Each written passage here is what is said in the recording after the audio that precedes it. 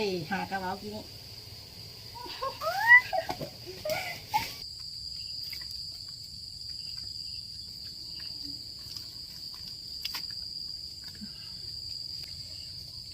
สวัสดีคุณ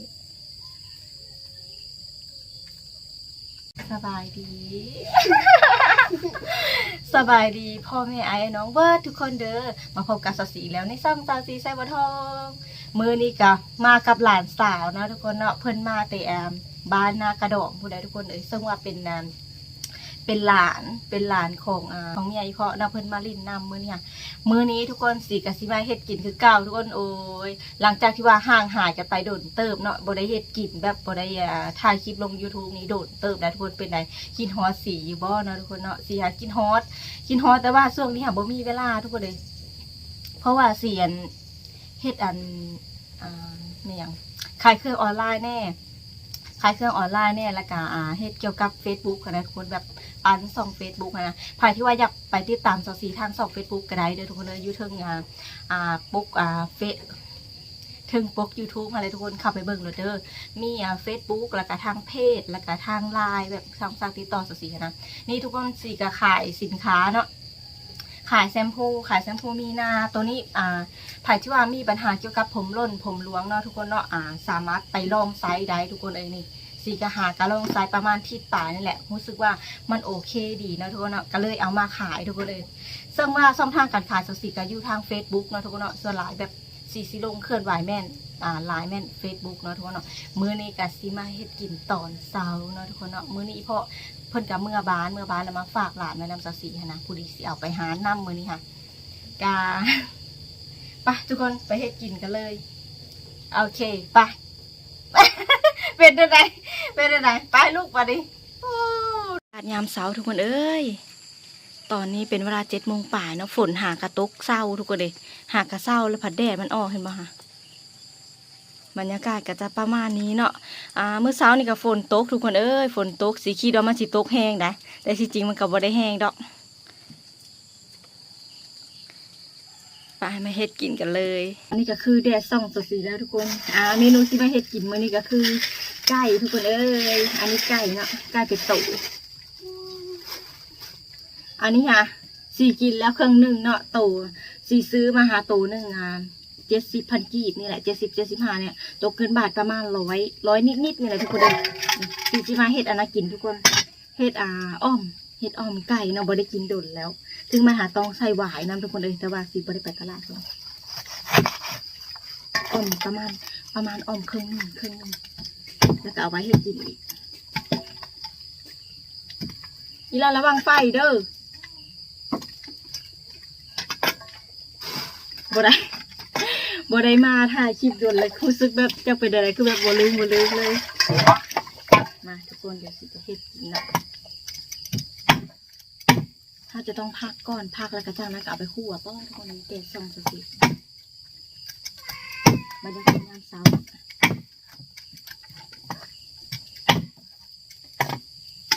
สิกับพยายามอยู่พยายามหาเวลาอยู่มาถ่ายคลิปเนี่ยโอ้ยบุคคลมีเวลาเลยเพราะว่าตื่นมาเฮ็ดกินค่ะนะเฮ็ดกินทุกคนช่วงนี้แบบสีไซส์อันนั้นไซ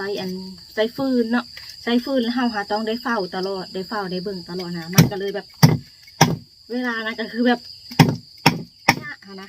ถ้าเฮาไซส์ถ่านแค่ไหนได้เพราะว่าถ่านมันแพงทุกคนในส่วนอยากก็เลยไม่ได้ไซส์ถ่านเลยที่แต่หาเก็บฟืนเอาตามที่มันนี่แหละมานะเนาะเป็นแบบง้าไม้ง้าหมอกค่ะนะเอามาดังมันกะนะยู่โอเคยู่แต่ว่าคือว่าแหละเฮาแบบเฮาปะโบได้ค่ะนะถ้าปะแล้วไฟมันสีมอดเลยแบบนี้ค่ะมอดแล้วก็ดังง่ายอีกก็เลยได้เฝ้าตลอดแล้วก็บ่ได้มีเวลามาถ่ายคลิปอย่างแบบนี้เลยส่วนหลายก็สิเฮ็ดแบบแปะๆบางๆทุกคนเลยอยู่Facebook เนาะแปะๆบางๆแล้วแบบคลิปยาวแบบนี้ค่ะโอ้ยยากที่สุดถ้าว่ามีอีกคนหนึ่งเบิ่งให้เลยได้เขาถ่ายได้แต่ถ้าบ่มีแล้วคือตัวใดอันนั้นแหละดีเทลค่ะมือล้านตะกี้ส่วนเราซิเมื่อบ้านเดียวแต่ผัดฝนมันตกค่ะนะมันยากทางยากแล้วก็ไว้น้ำสตีก็ได้ป่ะแล้วสตีเอาไปหาน้ำมือค่ะ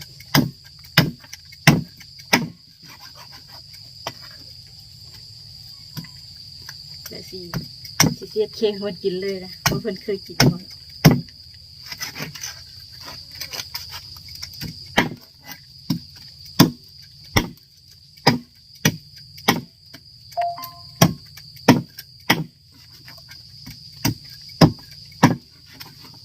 ขายแต่ฝนเศร้าทุกคนเลย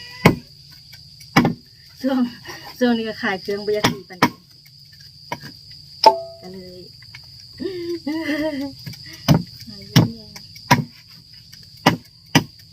ไก่นี่มันไก่พันธุ์เลยทุกคนเลย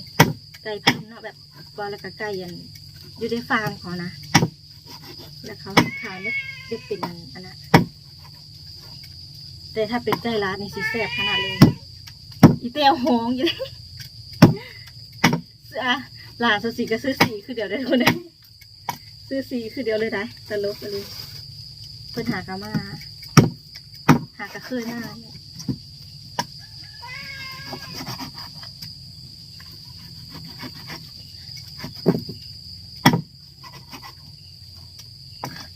หากะเคยมาหากะเห็นดี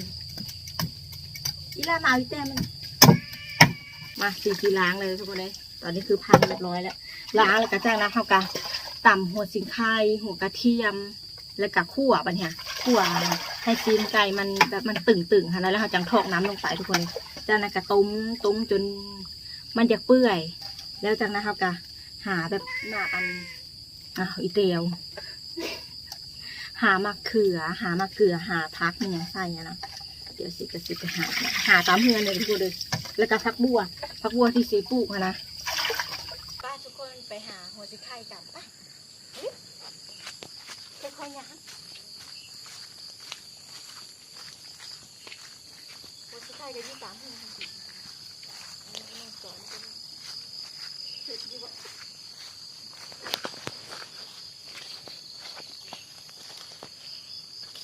เวลาเนื่องเส้นนี่เลยเนื่องเส้นนี่เลยเห็นบอกไก่คือบอก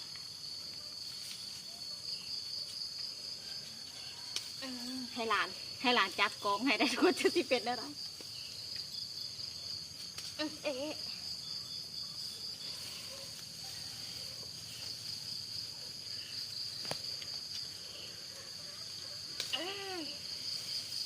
โอเคได้แล้วไปโปมาบวบเละจ้า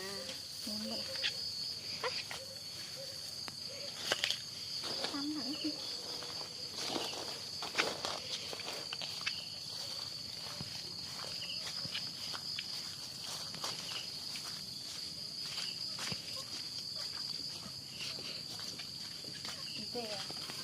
หัวสิงไข่มาแล้วทุกคนเท่ากับซีตัดออกนี่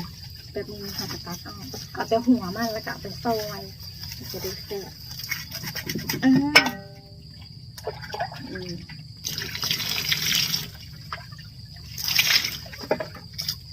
ไปเอาไปซอยกัน3 หัว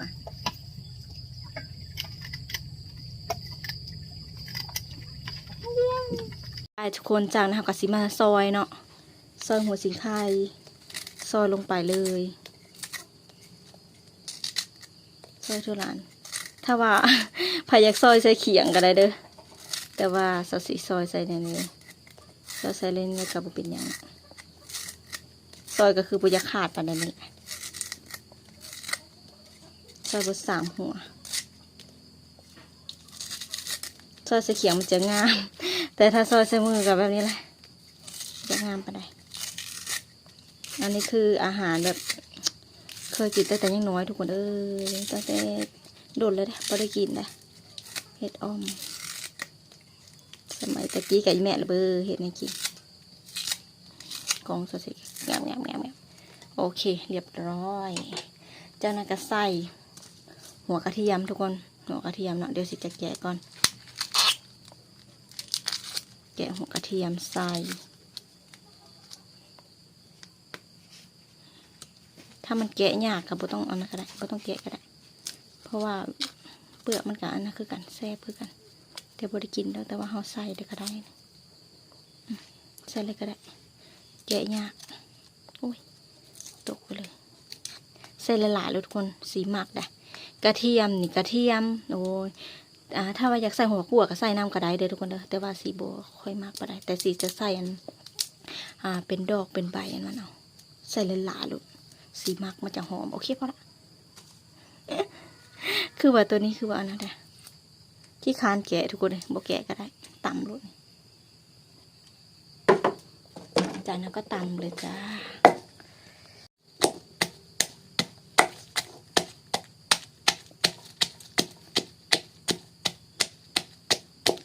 ตำจนมันแหลกก็ได้ทุกคนมันจะหอมเวลาเราคั่วเนาะอุ้ยหลุดเลย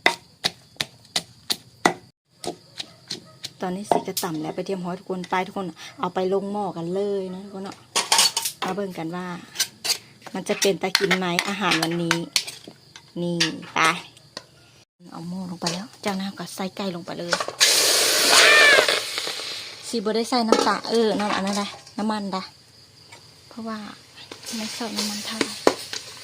จากนั้นก็เอาหัวสีไข่กับ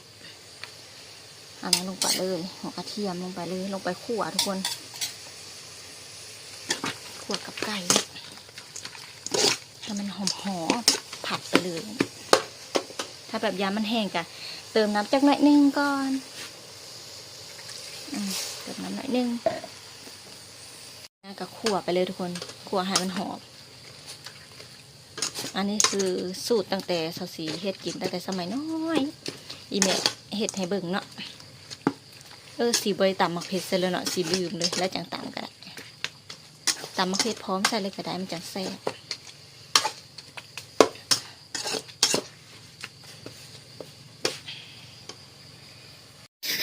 ป้าทุกคนเลยสีลืมตำมะเขือใส่กับหัวสีไข่หัวกระเทียมเลยลืมแห้งเดี๋ยวสีจะมาใส่สีมากกินเลยทุกคนมะเขือดีแต่มันแซ่บคือว่าตำลงไปตำก้อนอันนี้ตำแบบหยาบๆเลยยามันคงเส้นอะไรกับตอนนั้นได้หากระเป๋ากินทุกคนตาแล้วแซ่บทุกคนเกิดเหตุบ่คาดคิดเนาะแซ่บทุกคนมันคือยังแซ่บอยู่อะ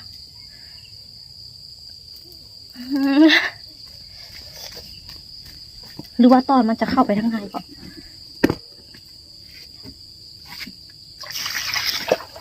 หอนไปเลยหอน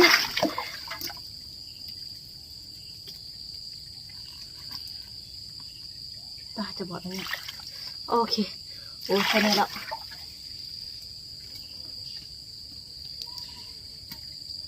หากระว่าบุขาดคำนะโอ้ย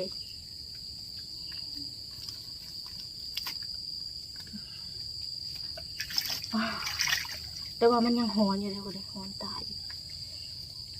ไม่ได้หอน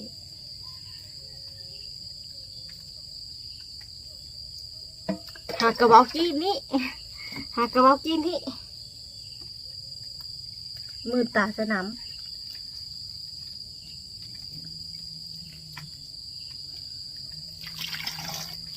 โอ้ my god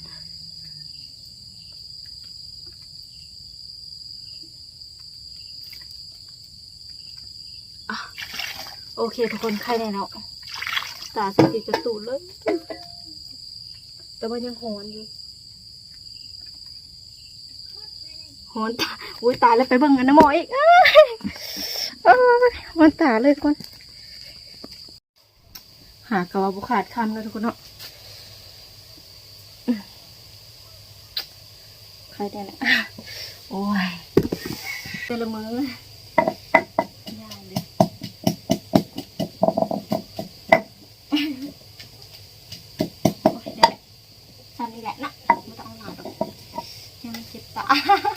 ไปทุกคนเอาไปใส่หม้อเวลาเขาคั่วมันอันนั้นแล้วมันจะสิตื้อมันนั่นเนื้อตึงๆเนาะจากนั้นก็เอาน้ำลงไปแล้วก็ปรุงเกลือไปนัวจากนั้นก็เอาน้ำลงไปเลยทุกคนเอาพอประมาณนะไม่ต้องเอาหลายปานใด ถ้ามีมักปีใส่โอ้ยแกงใส่มักปีก็แซ่บนี่ทุกคนโอ้ยไปเราไปหาเก็บมะเขือกันเลยมาใส่มะเขือกันเลยใส่ต้นมะเขือเฮาไปเลยเสร็จแล้วได้ หัวยุ่งเดี๋ยวสิพาเพิ่นอาบน้ำแล้วก็สระหัวให้เพิ่นนะทุกคนเนาะยี่ใส่ต้นมะเขือแม่นบ่ไม่อย่างมากัดมันเนาะไม่อย่างมากัดใบมันเนาะเอาลูกนั่นเห็นอีกบ่นี่มะเขือนี่อันนี้จะน้อยนี่เอาลูกนี่เบิดละใส่หลายๆบ่โอ้ได้หลายเติมเนาะเบิดละตีเบิดคักละบ่เอาก็ได้ย่ามตัวน้อยไปเอาตัวผู้นี่ได้กกนะดิฮะให้เรากกน้อยให้ดิไปเอาไว้ยังตัวนึงตัวทางผู้เด้อว่าแม่ได้ตัวนี้ได้ดีตัวดีเห็นอ่ะนั่นแหละไปนี่ไปเอาตัวผู้นี่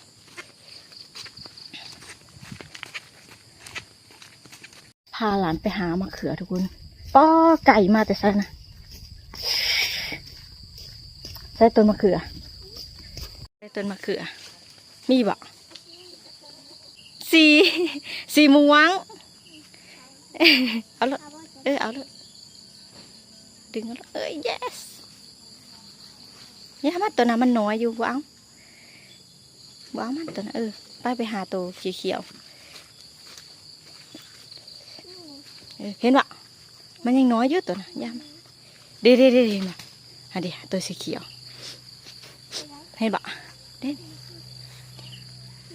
บ่โอ้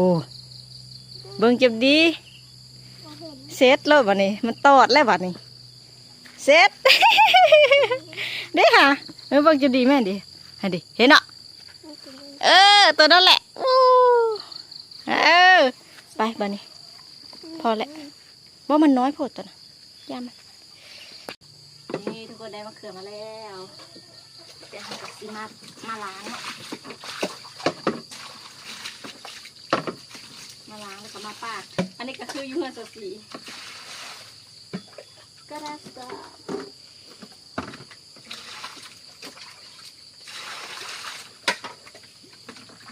ปาดเอาควันมันออกจะนั่งกระตัดเลยทุกคนหั่นให้มันติดต้นโอ้ตัวนี้อยากแก่เลยนะ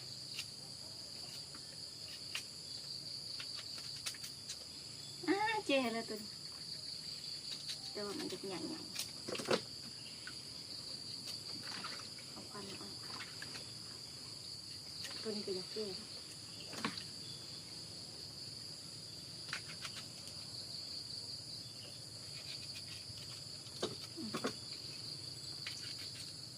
ให้หลานจับกองให้ได้ทุกคนเลยจะเป็นแนวเลย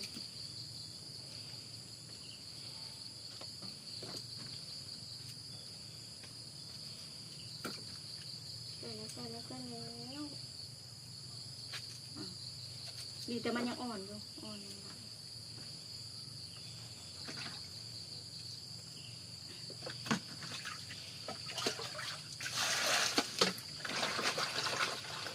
มะเขือกลายเป็นมะเขืออะไรมะเขือปลอดสาร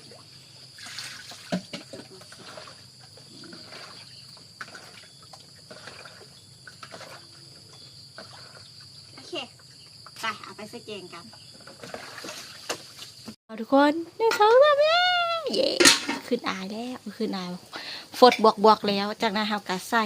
มะเขือลงไปเลยทุกคนนี่จากนั้นก็คนจักหน่อยจากนั้นก็ต้มไปเลยทุกคนต้มแกงไปเลยแกงแบบจากนั้นก็เอาเกลือแป้งนัวมาใส่นี่ค่ะเกลือแป้งนัวปลาแดกใส่เนาะคนมาเอาผักบัวกันเลยอันนี้ก็คือผักบัวสีทุกคนว่าสีปลูกเนาะอันนี้คือสีเอาไปกินแน่ละได้เบื้องในนี่ไก่บ่หรือเป็นอย่างมันตอดกินนี่มันก็เลยบ่งามเนาะไปเดี๋ยวสีจะลกเอาไก่ตอดของสีออก สิจะลบเอาเลยทุกคน ลบเอาเลยอีกประมาณ2 มื้อสีจะปลูกอีกเนาะแบบอันนี้ลบกินงามอยู่เลยวันนี้พ่อคิดค่ะดิ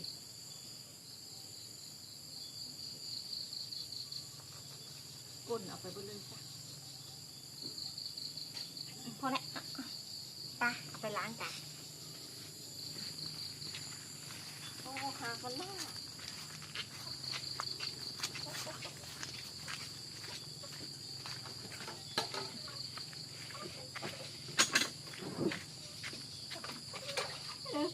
เป็นข้าวกองเลยนี่อันนี้คือหัววัวสี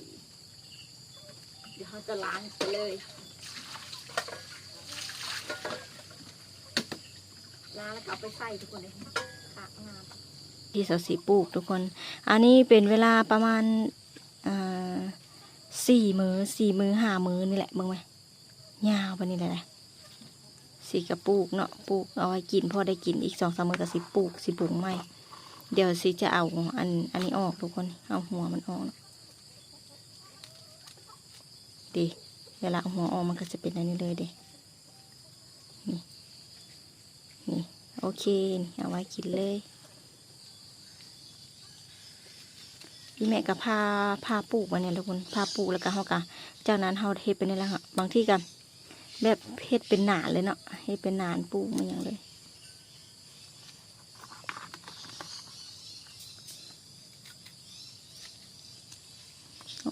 เอาไปเลยเดี๋ยวมันจะขึ้นเดี๋ยวมันจะเปื่อย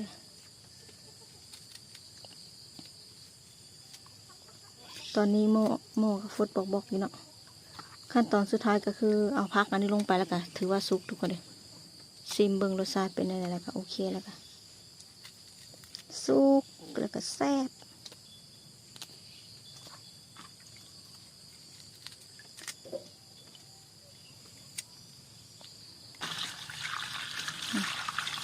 เวลาเขาล้างแล้วมันจะงาไปนี่แหละ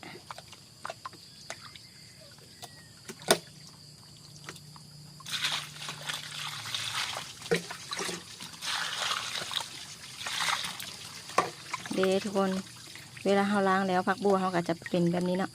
จานอากาศไปใส่แกงเลยทุกคนจานอากาศซุกไปเที่ยงม้อยเนาะแกงสีปะ let's go ทุกคนตอนนี้แกงเขาก็ได้ที่ไปเที่ยงม้อยเดี๋ยวสิจะใส่ผักหอมบัวลงไปเลยเย้คาร์โลนเลยทุกคนโอเคแกงสีกันแล้วไปเที่ยงม้อยทุกคนเดี๋ยวสิจะปรุงเนาะแล้วก็ตักแล้วก็เสิร์ฟเลยมาเด้อทุกคนเด้อมากินน้ำกันเด้อแกงอ้อมไก่มาเด้อคนแกงอ่อมไก่ใส่มะเขือสดสีกันแล้วเป็นที่เรียบร้อยแล้วทุกคนมาเด้อมากินน้ำกันเด้อ